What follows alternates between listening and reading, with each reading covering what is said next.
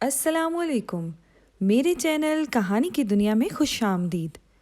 آج کی کہانی کا نام ہے قصہ ایک پری کے گمشدہ بھائی کا۔ اگر آپ کو کہانیاں سننا پسند ہیں تو ابھی میرے چینل کو سبسکرائب کریں اور ساتھ میں لگے بیل آئیکن کے بٹن کو بھی پریس کر دیں تاکہ آپ کو ملتی رہیں ویڈیو اپڈیٹس۔ تو چلیے چلتے ہیں آج کی کہانی کی طرف۔ زری پری اپنی باپ کی موت کے بعد اس دنیا میں بالکل تنہا رہ گئی تھی۔ اس کے باپ کو مرے ہوئے پورا 1 ہفتہ ہو گیا تھا۔ اسے رہ رہ کر اپنا باپ یاد آتا تھا جو اس سے بے حد محبت کرتا تھا اور اس کی ذرا سی تکلیف پر خود بھی تڑپ اٹھتا تھا۔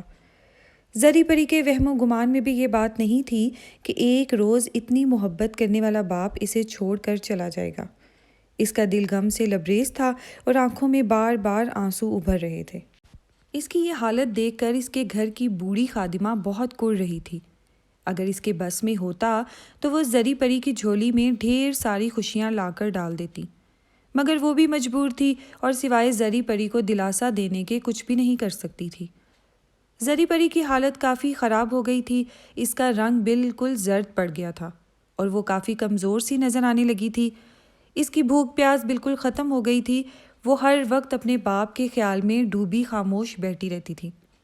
دل زیادہ بے چین ہو جاتا تو وہ سسکیاں بھر بھر کر رونے لگتی۔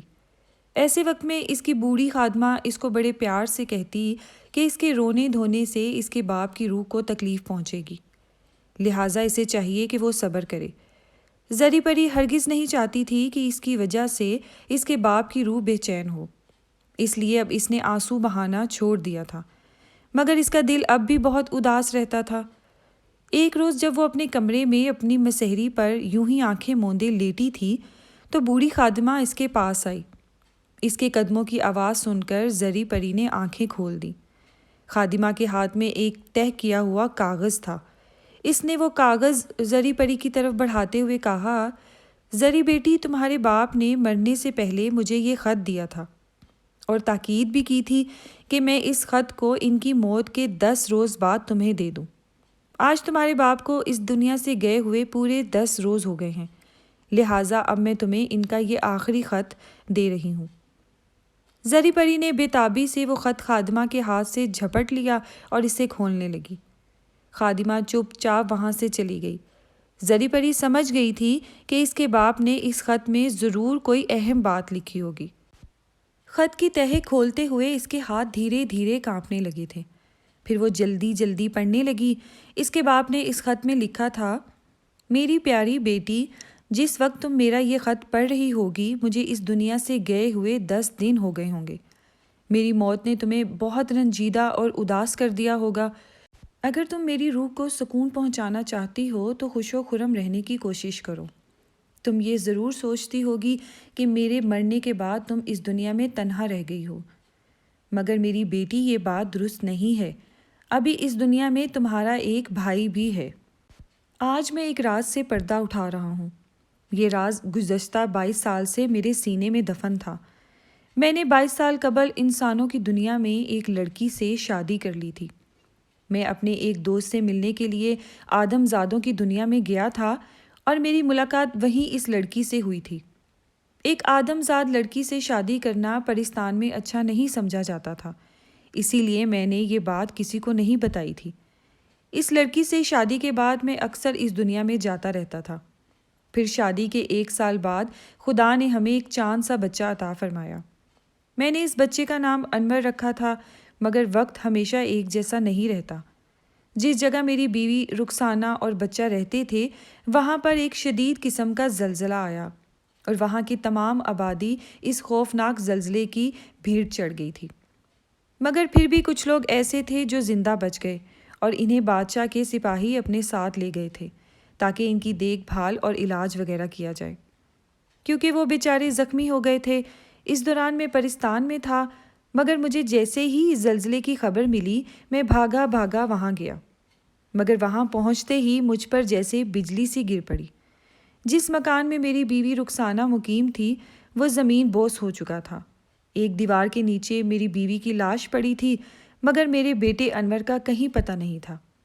اس کو یقیناً بادشاہ کے سپاہی اپنے ساتھ لے گئے تھے۔ میں نے انور کو ڈھونڈنے کی بہت کوشش کی مگر اس کا کہیں پتہ نہیں چلا۔ ادھر پرستان میں میری بوڑھی ماں اس بات سے سخت پریشان تھی کہ میں آدم زادوں کی دنیا میں اتنا وقت کیوں گزارتا ہوں۔ اس بات کا انہوں نے یہ حل نکالا کہ میری شادی کر دی۔ شادی کے بعد میری ذمہ داریاں بڑھ گئی تھی، اس لیے میں اپنے بیٹے کو ڈھونڈنے کے لیے آدم زادوں کی دنیا میں نہیں جا سکتا تھا۔ پھر شادی کے کچھ عرصہ بعد تم پیدا ہو گئی۔ تمہاری پیدائش کے 1 ہفتے بعد تمہاری اماں بخار میں مبتلا ہو کر خالق حقیقی سے جا ملی۔ اب تمہاری پرورش کا بار میرے کندھوں پر آن پڑا تھا۔ میں تمہاری پرورش میں لگ گیا، وقت گزرتا رہا اور تم بڑی ہو گئی، مگر میں اپنے بیٹے انور کو اب تک نہیں بھول سکا۔ میں اب زندگی سے بالکل مایوس ہو گیا ہوں۔ میں یہ خط اس لیے لکھ رہا ہوں کہ میرے بعد تم خود کو بالکل تنہا مت سمجھنا۔ اگر ہو سکے تو اپنے بھائی انور کو ڈھونڈنے کی کوشش کرنا۔ مجھے امید ہے کہ خدا کی مہربانی سے تم اسے پا لوگی۔ ظاہر ہے تم انور کی شکل سے ناواقف ہوگی، اس لیے یہ ضروری ہے کہ میں تمہیں اس کی پہچان کے لیے ایک نشانی بتا دوں۔ تمہارے بھائی انور کی پیدائش کے وقت اس کی ہتھیلی پر ایک چمکدار ستارہ بنا ہوا تھا جو رات کے اندھیرے میں بہت چمکتا ہے۔ میری دعا ہے کہ تم اپنے بھائی کی تلاش کرنے میں کامیاب ہو جاؤ۔ جب تم اسے اپنی کہانی سناؤ گی تو وہ تمہیں ضرور اپنی بہن تسلیم کر لے گا، کیونکہ جب زلزلے نے تباہی مچائی تھی تو اس وقت وہ 4 سال کا تھا اور خوب باتیں کرتا تھا۔ اسے اب بھی سب کچھ یاد ہوگا۔ اچھا بیٹی، اب مجھے اجازت دو، میرا سانس اب سینے میں گھٹنے لگا ہے اور اب مجھے میں اتنی ہمت نہیں رہ گئی کہ میں مزید کچھ اور لکھ سکوں۔ خدا تمہیں ہمیشہ خوش رکھے۔ خط پڑھ کر زری پری کی آنکھوں میں ایک غم آلود خوشی جھلکنے لگی تھی۔ اپنے بھائی انور کے متعلق پڑھ کر اسے شدید حیرت ہوئی تھی۔ اس نے فیصلہ کر لیا کہ انور کی تلاش کرنے کے لیے آج ہی روانہ ہو جائے گی۔ زری پری کے بھائی انور کے متعلق سن کر بوڑھی خادمہ بھی بہت خوش ہوئی تھی۔ اس نے زری پری کو مشورہ دیا کہ وہ اپنے بھائی کی تلاش کر کے پرستان ہی لے آئے۔ دوپہر کے وقت زری پری نے ایک کمرے کا دروازہ کھولا۔ اس کمرے کے دروازے پر ایک موٹا سا کفل لگا ہوا تھا۔ زری پری اس کمرے میں داخل ہو گئی اور پھر اس نے وہاں سے ایک جادو کا قالین اٹھایا اور ایک جادو کی چھڑی لی اور پھر شام ہونے کا انتظار کرنے لگی۔ شام کو اس نے اپنے سفر کا آغاز کیا اور جادو کے قالین پر بیٹھ کر انسانوں کی دنیا کے اس شہر کی جانب روانہ ہو گئی جہاں پر اس کا بھائی تھا۔ اس نے یہ قالین اس لیے لیا تھا تاکہ وہ اپنے بھائی انور کو اس پر بٹھا کر اپنے ساتھ پرستان لا سکے۔ انور بیچارہ اڑ تو نہیں سکتا تھا اور پھر اگر وہ گھوڑے پر سفر کرتا تو پرستان پہنچتے پہنچتے کئی ہفتے لگ جاتے۔ زری پری اڑتے ہوئے قالین پر بیٹھی ہوئی تھی، جانے کیا سوچ رہی تھی۔ قالین کی رفتار بہت تیز تھی اور زری پری کے سنہری پر ہوا کے زور سے پھڑ پھڑا رہے تھے۔ سورج کو غروب ہوئے کافی دیر ہو گئی تھی اور آہستہ آہستہ رات کی تاریکی نے اپنے پر پھیلانا شروع کر دیے تھے۔ زری پری نے کچھ دیر بعد نیچے جھانک کر دیکھا، وہ کسی شہر پر سے گزر رہی تھی۔ ایک گہری سانس لے کر پھر سیدھی ہو کر بیٹھ گئی۔ قالین کو اڑاتے ہوئے کافی دیر ہو گئی تھی۔ آسمان پر چاند پوری آب و تاب سے چمکنے لگا تھا اور ستارے جھلملانے لگے تھے۔ زری پری نے اندازہ لگایا کہ آدھی رات گزر چکی ہے۔ اسے اب نیند آ رہی تھی مگر وہ منزل کے قریب آ کر سونا نہیں چاہتی تھی۔ نیند سے بچنے کے لیے وہ آنکھیں پھاڑ پھاڑ کر اندھیرے میں گھورنے لگی۔ تھوڑی دیر بعد قالین نیچے اترنے لگا۔ زری پری سنبھل کر بیٹھ گئی۔ قالین زمین پر اتر چکا تھا۔ زری پری نے قالین کو لپیٹ کر اپنے ہاتھوں میں اٹھا لیا اور اپنے ارد گرد دیکھنے لگی۔ وہ ایک گلی میں کھڑی تھی۔ گلی میں بالکل خاموشی چھائی ہوئی تھی اور وہاں پر مکمل تاریکی کا راج تھا۔ فی الحال زری پری کے سامنے صرف یہ مسئلہ تھا کہ وہ یہ رات کہاں گزارے۔ اس نے سوچا کہ اس مقصد کے لیے سرائے سب سے زیادہ بہتر جگہ ہوگی، مگر اسے یہ بھی خطرہ تھا کہ ایک پری کو دیکھ کر وہاں کے لوگ چونک جائیں گے اور وہاں اچھا خاصا تماشا بن جائے گا۔ اس لیے اس نے اپنی جادو کی چھڑی نکالی اور اسے باری باری اپنے دونوں پروں سے لگایا۔ ایسے کرتے ہی اس کے دونوں پر غائب ہو گئے۔ پھر وہاں سے چل دی۔ ابھی وہ کچھ ہی دور گئی تھی کہ اسے ایک سپاہی نظر آیا۔ وہ سپاہی ایک دیوار سے پشت لگائے اونگ رہا تھا، مگر زری پری کے قدموں کی آواز سن کر وہ چونک پڑا اور آنکھیں ملتے ہوئے سیدھا ہو گیا۔ زری پری کو دیکھ کر اس نے کڑک کر پوچھا، اوئے کون ہو تم؟ اتنی کڑک دار آواز سن کر زری پری کا دل زور زور سے دھڑکنے لگا۔ وہ خوفزدہ ہو کر وہیں کھڑی ہو گئی۔ ادھر میرے قریب آؤ، سپاہی نے سخت لہجے میں کہا۔ زری پری دھیرے دھیرے اس کی طرف بڑھی۔ اتنی دیر میں سپاہی نے تلوار نکال لی، مگر زری پری کو دیکھ کر اس نے تلوار میان میں رکھ لی اور بولا، لڑکی تم کون ہو؟ اتنی رات گئے کہاں جا رہی ہو؟ یہ علاقہ بہت خطرناک ہے، آئے دن چوریاں ہوتی ہیں، دن دہاڑے قتل ہوتے ہیں۔ مجھے حیرت ہے کہ تم ایک لڑکی ہو کر اس خطرناک علاقے میں اکیلی گھوم رہی ہو۔ زری پری نے کہا، جناب میں اس شہر میں اجنبی ہوں، میرے بھائی سے ملنے کے لیے بہت دور سے آئی ہوں۔ اگر مجھے کسی سرائے کا پتہ بتا دیں تو میں آپ کی بہت شکر گزار ہوں گی۔ سپاہی زری پری کے اخلاق سے بہت متاثر ہونے لگا تھا اور اسے کہنے لگا، اے اجنبی لڑکی، اس بات پر شکر کرو کہ تمہیں مجھ جیسا شریف سپاہی آن ملا ہے۔ اس علاقے میں دوسرے سپاہی بھی گشت کر رہے ہیں، کیونکہ آج شاہی قید خانے سے ایک نوجوان قیدی بھاگ گیا ہے۔ بادشاہ کو اطلاع ملی ہے کہ وہ نوجوان اس علاقے میں روپوش ہو گیا ہے۔ اس لیے بادشاہ نے پورے 150 سپاہیوں کو اس علاقے کی نگرانی پر مامور کر دیا ہے، تاکہ اس قیدی کو پھر سے گرفتار کیا جا سکے۔ اگر تم کسی دوسرے سپاہی کے ہتھے چڑھ جاتی تو وہ تمہیں سیدھا جیل خانے لے جاتا، بغیر کسی جرم کے۔ زری پری نے حیرت سے بولا، رات آرام کرنے کے لیے بنائی گئی ہے، اگر کوئی شخص رات کو آوارہ گردی کرے تو یہ بھی جرم ہی بن جاتا ہے، سپاہی بولا۔ زری پری سر ہلا کر رہ گئی، پھر وہی سپاہی اسے ایک سرائے کے دروازے پر چھوڑ کر چلا گیا۔ زری پری نے سرائے کے دروازے پر دستک دی۔ سرائے کی عمارت بہت بڑی اور مضبوط تھی، اس کا دروازہ بہت بڑا تھا اور اتنی موٹی لکڑی کا تھا کہ زری پری کی دستک کچھ زیادہ آواز پیدا نہ کر سکی۔ اس نے مجبوراً کنڈی کی زنجیر کو زور زور سے ہلایا۔ تھوڑی ہی دیر گزری تھی کہ دروازے کے پیچھے سے ایک خوف زدہ مردانہ آواز ابھری، کون ہے؟ میں ایک مسافر ہوں، تمہاری سرائے میں ٹھہرنا چاہتی ہوں، زری پری نے آواز میں بے چارگی پیدا کرتے ہوئے کہا۔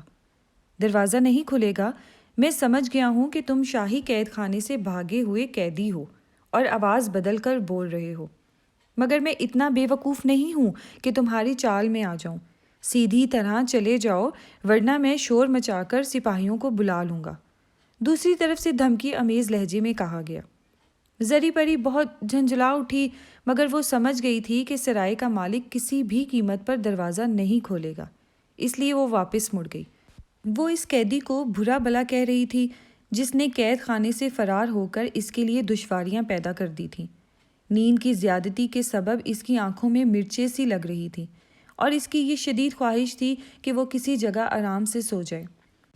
وہ وہاں سے کچھ ہی دور آئی تھی کہ اس کی نظر ایک ٹوٹے پھوٹے مکان پر پڑی۔ مکان کا دروازہ بند تھا، مگر اس کے بند ہونے سے کچھ فرق نہیں پڑتا تھا، کیونکہ دروازے کے برابر والی پوری دیوار ٹوٹی ہوئی تھی۔ مکان کے آس پاس لمبی لمبی گھاس تھی، جو اس بات کا ثبوت تھا کہ مدتوں سے کسی نے اس جگہ کا رخ نہیں کیا تھا۔ زری پری نے فیصلہ کر لیا کہ وہ رات اس مکان میں بسر کرے گی۔ اسے بستر وغیرہ کی پرواہ نہیں تھی، وہ اپنا قالین بچھا کر سو سکتی تھی۔ وہ مکان کی طرف بڑھی، لمبی لمبی گھاس کو عبور کر کے وہ دیوار کے ٹوٹے ہوئے حصے سے اندر داخل ہو گئی، اور ابھی اس نے پہلا ہی قدم اٹھایا تھا کہ چاند کی دودھیا روشنی میں ایک الجھے ہوئے بالوں والے نوجوان کو اپنی طرف گھورتے ہوئے دیکھ کر اس کی چیخ نکل گئی۔ وہ نوجوان کچی زمین پر پاؤں پھیلائے بیٹھا تھا۔ زری پری کمزور دل کی مالک نہیں تھی، مگر اس نوجوان کو یوں اچانک اپنے سامنے دیکھ کر وہ ڈر گئی تھی۔ قالین اور جادو کی چھڑی اس کے ہاتھ سے چھوٹ کر زمین پر گر پڑی اور وہ چلاتے ہوئے واپس بھاگی۔ وہ نوجوان غذا کر اٹھا اور زری پری کے پیچھے بھاگا۔ زری پری کی چیخیں رات کے سناٹے میں دور تک پہنچ رہی تھی، مگر وہ تھوڑی ہی دور گئی تھی کہ اس نوجوان نے اسے پکڑ لیا۔ زری پری سمجھ گئی تھی کہ اب اس کی خیر نہیں۔ یہ نوجوان یقیناً شاہی قید خانے سے بھاگا ہوا مجرم ہے اور اب اسے قتل کر دے گا۔ موت کا خیال آتے ہی اس نے اپنی آنکھیں بند کر لی اور بڑے دکھ کے ساتھ سوچنے لگی کہ اب وہ اپنے بھائی انور کو کبھی نہیں دیکھ سکے گی۔ اچانک اس کے کانوں سے اس نوجوان کی آواز ٹکرائی، بے وقوف لڑکی، کیا میں شکل سے بھوت نظر آتا ہوں؟ تم مجھے دیکھ کر بلی کی طرح چلانے کیوں لگی ہو؟ زری پری کی آنکھوں میں آنسو تیرنے لگے۔ اسے آج تک کسی نے بھی بلی نہیں کہا تھا۔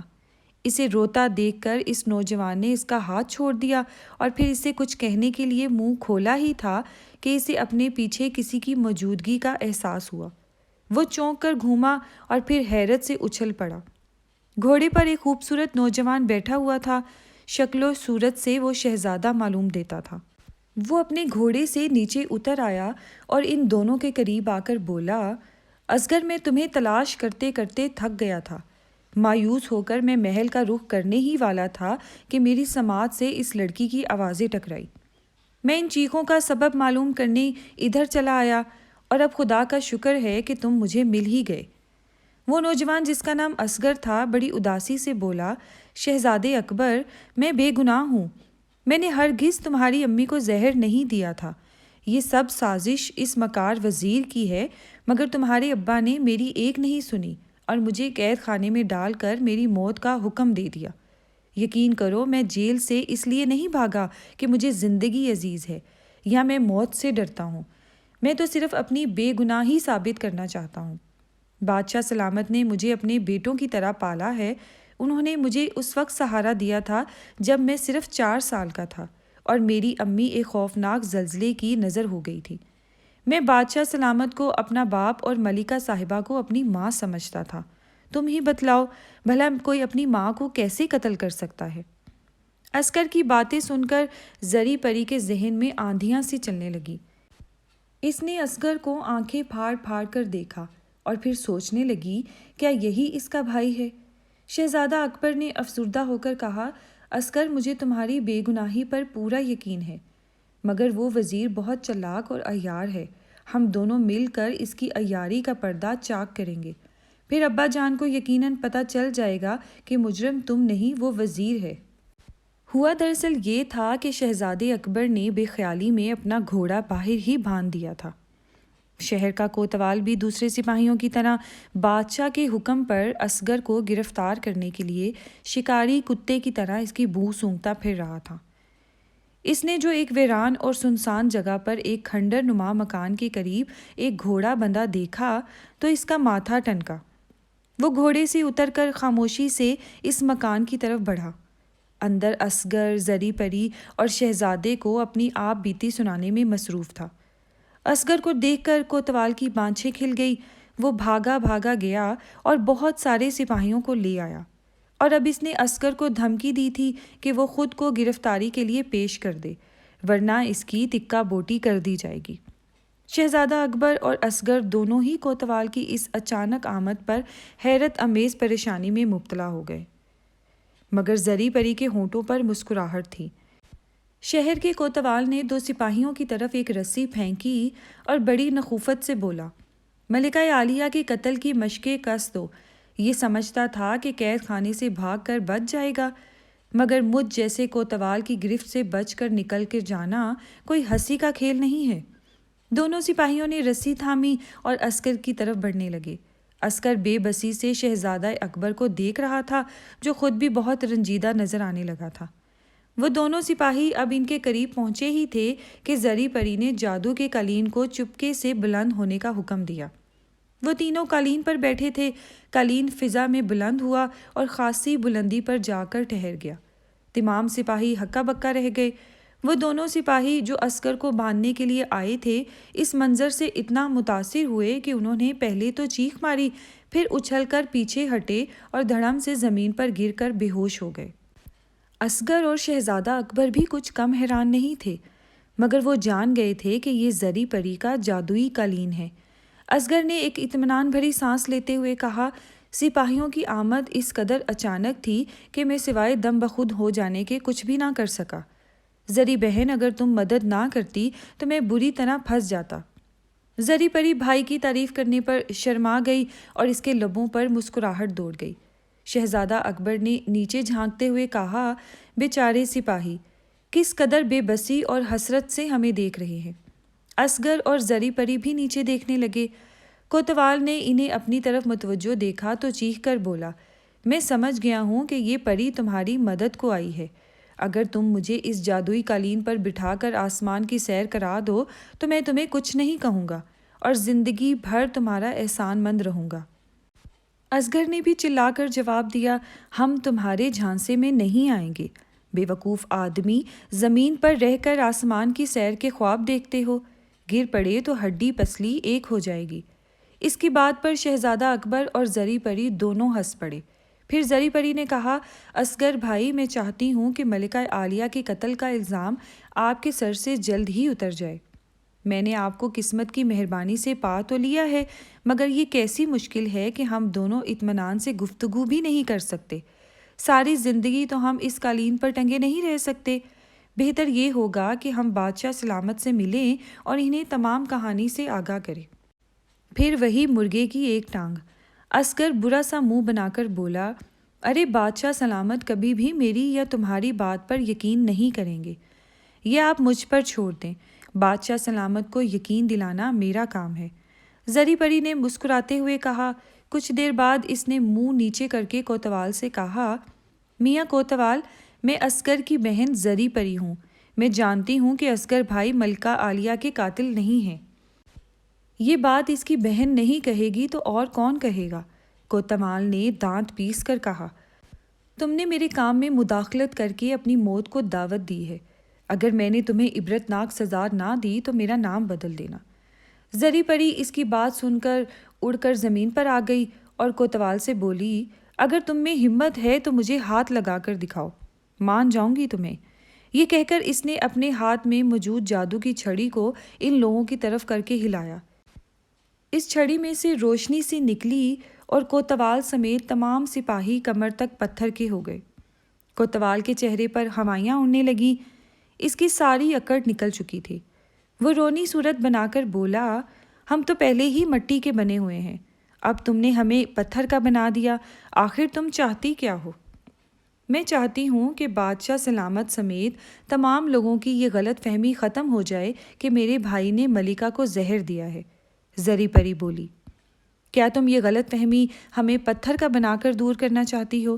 کوتوال نے گھبرائے ہوئے لہجے میں کہا، نہیں، میں تم سب کو ابھی ٹھیک کر دوں گی، مگر اس سے پہلے تم میرا ایک پیغام سن لو جو کہ تمہیں بادشاہ سلامت تک پہنچانا ہے۔ اپنے بادشاہ سے کہنا کہ میں ایک انصاف پسند پری ہوں اور یہ جانتی ہوں کہ ملکہ کو زہر میرے بھائی نے نہیں دیا، وہ بالکل بے گناہ ہے۔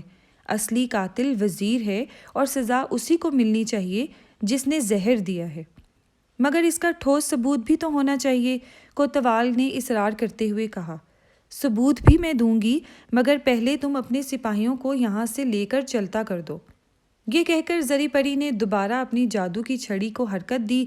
تمام سپاہی دوبارہ اپنی اصلی حالت میں آ گئے اور پھر کوتوال کا اشارہ پاتے ہی وہاں سے 9-11 ہو گئے۔ زری پری نے اسے اپنی انگلی سے اتار کر ایک چمکدار رنگوں والی انگوٹھی دی اور کہا، یہ انگوٹھی سچ اور جھوٹ کا پتہ چلاتی ہے۔ اگر اس انگوٹھی کو وزیر کے جسم پر رگڑا جائے تو اگر وہ سچا ہے تو اسے کچھ نہیں ہوگا، لیکن اگر وہ میرے بھائی کو پھنسانے کی کوشش کر رہا ہے تو اس کا چہرہ خرگوش کے چہرے میں تبدیل ہو جائے گا۔ تم یہ انگوٹھی اپنے پاس رکھو، میرے خیال میں یہ ثبوت کافی ہوگا۔ کوتوال نے زری پری سے وہ انگوٹھی لے لی اور پھر اسے جانے کی اجازت چاہی۔ جب زری کوتوال کو رخصت کر کے واپس قالین پر آئی تو اصغر نے اس سے پوچھا کہ وہ کوتوال سے کیا باتیں کر رہی تھی۔ زری پری نے مختصراً اسے سب کچھ بتا دیا۔ ان دونوں کی سمجھ میں کچھ بھی نہیں آیا۔ وہ سوچنے لگے کہ زری پری نہ جانے کیا کرنا چاہتی ہے۔ زری پری نے قالین کو محل کی طرف جانے کا حکم دیا اور خاموش ہو کر اندھیرے میں گھورنے لگی۔ بادشاہ گہری نیند سو رہا تھا، وہ تینوں اس کی خوابگاہ میں کھڑے تھے۔ انہیں محل میں آئے زیادہ دیر نہیں ہوئی تھی، قالین نے انہیں محل کی چھت پر اتارا تھا۔ وہ سیڑھیوں کی مدد سے نیچے آئے تھے۔ پہرے داروں نے انہیں حیرت بھری نگاہوں سے دیکھا تھا، مگر شہزادہ اکبر چونکہ ان کے ساتھ تھا اس لیے وہ کچھ نہیں بولے تھے۔ زری پری نے شہزادہ اکبر کو اشارہ کیا کہ وہ بادشاہ کو اٹھا دے۔ شہزادہ اکبر بادشاہ کو اٹھانے لگا۔ اصغر ایک طرف مجرموں کی طرح سر جھکائے کھڑا تھا۔ تھوڑی سی کوشش کے بعد بادشاہ بیدار ہو گیا۔ اس نے حیرت بھری نظروں سے ان تینوں کو دیکھا۔ اصغر پر نظر پڑتے ہی وہ جھٹکے سے بستر پر اٹھ کر بیٹھ گیا، پھر لال پیلی آنکھیں کر کے دھاڑا، نمک حرام۔ زری پری تڑپ کر آگے بڑھی اور تلخی سے بولی، میرے بھائی کے ساتھ بہت زیادتیاں ہوئی ہیں، اس کے دکھ سن سن کر میرا دل خون کے آنسو رو رہا ہے۔ آپ کو کوئی حق نہیں پہنچتا کہ آپ اس سے اس لہجے میں گفتگو کریں۔ بادشاہ نے اپنی نگاہیں زری پری کی طرف پھیری اور بولا، بھائی، تم اس کو بھائی کہہ رہی ہو؟ شاید تم پوری کہانی سے واقف نہیں ہو۔ ارے اس نے اس عورت کو زہر دے دیا جس نے اسے ماں بن کر پالا تھا۔ یہ سب جھوٹ ہے، فریب ہے۔ میرا بھائی وزیر کی سازش کا شکار ہوا ہے۔ زری پری نے پرزور الفاظ میں کہا۔ آپ نے وزیر کی باتوں میں آ کر عسکر بھائی کی ایک نہ سنی اور انہیں قید خانے میں ڈلوا دیا۔ میں چاہتی تو عسکر بھائی کو لے کر پرستان بھی جا سکتی تھی، مگر میں نہیں چاہتی تھی کہ انہیں بعد میں قاتل کی حیثیت سے یاد کیا جائے۔ میں یہ ثابت کر کے رہوں گی کہ یہ تمام سازش وزیر کی ہے۔ پھر میں اور عسکر بھائی ہمیشہ کے لیے یہاں سے چلے جائیں گے۔ اگر آپ سب کچھ اپنی آنکھوں سے دیکھنا چاہتے ہیں تو آپ کو میرے ساتھ وزیر کے گھر چلنا پڑے گا۔ یہ تم نے کیا بے سروپا باتیں شروع کر دی ہیں؟ بادشاہ منہ بگاڑ کر بولا۔ اس وقت وزیر کے گھر جانے سے کیا ہوگا؟ ابا حضور، آپ کبھی تو کسی کی بات مان لیا کرے، شہزادہ اکبر نے تیزی سے کہا۔ وزیر کے گھر جانے میں حرج ہی کیا ہے؟ وہاں جا کر دودھ کا دودھ اور پانی کا پانی ہو جائے گا۔ بادشاہ مجبوراً ان کے ساتھ وزیر کے گھر جانے پر رضامند ہو گیا۔ اتنی رات گئے وہ لوگ باہر جا رہے تھے، اس لیے پہرے داروں میں ہلچل سی مچ گئی۔ پھر ایک پری کی موجودگی انہیں مزید حیرت زدہ کر رہی تھی، مگر کسی میں بھی یہ ہمت نہ تھی کہ وہ کچھ پوچھنے کی جرت کرے۔ زری پری کا خیال تھا کہ کوتوال بادشاہ کے پاس جانے سے پہلے وزیر کے پاس جائے گا، کیونکہ اس نے کوتوال کی باتوں سے اندازہ لگا لیا تھا کہ وہ بھی ایک چلاک اور لالچی انسان ہے۔ اور یہ تھی بھی حقیقت۔ کوتوال پری سے مروب ہو گیا تھا اور وہ ایک لالچی قسم کا انسان تھا۔ وہ وزیر سے کچھ مال حاصل کرنے اور اسے خوش کرنے کی خاطر اسے تمام باتوں سے آگاہ کرنا چاہتا تھا۔ زری پری ان کے درمیان ہونے والی گفتگو بادشاہ کو سنانا چاہتی تھی۔ اس نے راستے میں بادشاہ کو اصغر سے سنی ہوئی تمام کہانی تفصیل سے سنا دی تھی۔ یہ کہانی سن کر بادشاہ کی آنکھیں سوچ میں ڈوب گئی تھی۔ پھر زری پری نے اسے بتایا کہ اس نے کوتوال کے ساتھ کیا چال چلی ہے۔ تھوڑی دیر بعد وہ لوگ وزیر کے مکان پر پہنچ گئے۔ وہ چاروں اس کے باغ میں داخل ہوئے اور ایک جگہ چھپ کر بیٹھ گئے۔ زیادہ دیر نہ گزری تھی کہ وہاں پر ایک گھڑ سوار آیا۔ وہ کوتوال تھا۔ اس نے وزیر کو آواز دے کر باہر بلایا۔ وزیر اس کی دوسری آواز پر ہی باہر نکل آیا تھا۔ وہ کوتوال کو دیکھ کر بے صبری سے بولا، کیا اصغر گرفتار ہو گیا؟ کوتوال نے نفی میں گردن ہلاتے ہوئے کہا، اصغر کو ایک پری مل گئی ہے۔ وہ پری جادو بھی جانتی ہے۔ اس نے مجھے اور میرے ساتھیوں کو آدھا پتھر کا بنا دیا تھا۔ اس کے پاس جادوئی قالین بھی ہے اور وہ خود کو اصغر کی بہن بتاتی ہے۔ جب سے اصغر قید خانے سے بھاگا، مجھے پل بھر کو بھی سکون نہیں ملا، کیونکہ میں نے ہی اس کا راز افشا کیا تھا کہ اس نے ہی ملکہ کو زہر دیا ہے۔ اب مجھے خدشہ ہے کہ مجھ سے انتقام لینے کے لیے نہ آ جائے۔ وہ پری کہاں سے آ گئی؟ وزیر نے پوچھا۔ کوتوال نے جواب دیا، یوں تو میں بھی نہیں جانتا، مگر اس کو اس بارے میں پورا یقین تھا کہ اصغر نے ملکہ عالیہ کا قتل نہیں کیا۔ وہ اس کا ذمہ دار تمہیں ٹھہراتی ہے۔ اس نے میرے ہاتھ ایک پیغام بادشاہ سلامت کے لیے بھجوایا ہے اور ایک انگوٹھی بھی دی ہے۔ وہ انگوٹھی جادو کی انگوٹھی ہے۔ وہ سمجھتی ہے کہ ملکہ عالیہ کو تم نے ہی زہر دیا ہے۔ یہ کیا بکواس ہے؟ بھلا ملکہ سے میری کیا دشمنی تھی جو میں انہیں زہر دے دیتا؟ وزیر بھڑک کر بولا۔ یہ چیز دیکھنے کے لیے اس نے میرے ہاتھ بادشاہ سلامت کے لیے ایک انگوٹھی بھی بھیجی ہے۔ اگر یہ انگوٹھی تمہارے جسم سے چھو دی جائے تو تمہارا چہرہ خرگوش کے چہرے میں تبدیل ہو جائے گا، صرف اس صورت میں اگر تم نے جھوٹ بول کر اصغر کو پھنسانے کی کوشش کی ہو، اور اگر تم سچے ہو تو پھر تمہیں کچھ بھی نہیں ہوگا۔ میں تمہارے پاس اس لیے چلا آیا تھا، اگر تم واقعی جھوٹ بول کر اصغر کو پھنسا رہے ہو تو مجھ سے سودا کر لو۔ میں بادشاہ کو ہرگز نہیں بتاؤں گا کہ پری نے مجھ سے کیا کہا تھا، اور اگر اصغر واقعی ملکہ کا قاتل ہے تو پھر تمہیں ڈرنے کا کیا خوف؟ پھر بھی یہ ضرور ہے کہ غلطی انسانوں سے ہی ہوتی ہے۔ بولو، کیا تم اس جادو کی انگوٹھی کا سودا کرنے پر تیار ہو؟ وزیر کا چہرہ پسینے میں بھیگ گیا تھا۔ وہ لوگ حلقہ کے باغ کے نزدیک کھڑے تھے، جہاں پر ہر وقت ٹھنڈی ہوا کا گزر رہتا تھا۔ اس سے کچھ ہی فاصلے پر بادشاہ، شہزادہ اکبر، اصغر اور زری پری پھولوں کی کیاری میں دب کے ان دونوں کی گفتگو بڑے غور سے سن رہے تھے۔ آخر وزیر نے پھنسی پھنسی آواز میں کہا، خدا اس پری کی بچی کو غارت کرے۔ ہاں تو کوتوال بھائی، مجھ سے ہی غلطی ہو گئی تھی۔ میں نے ہی ملکہ کو زہر دیا تھا اور میں اصغر کو اپنے راستے سے ہٹانا چاہتا تھا۔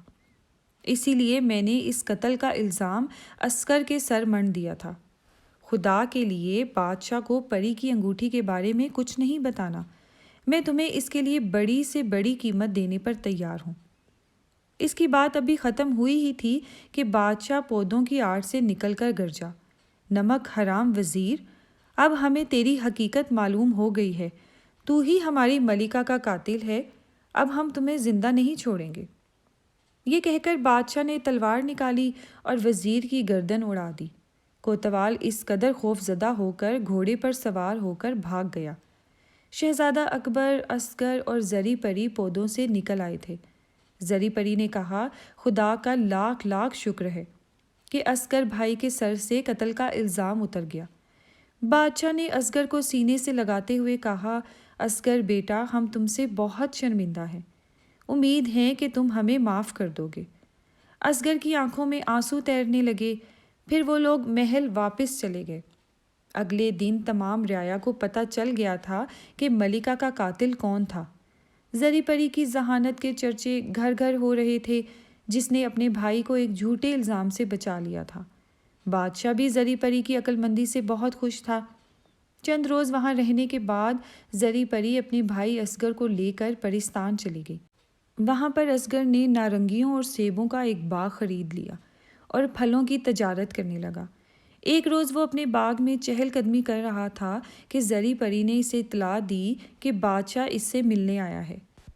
اصغر نے بادشاہ کی بہت خاطر مدارت کی اور اسے 7 روز تک اپنا مہمان رکھا اور پرستان کی سیر کرائی۔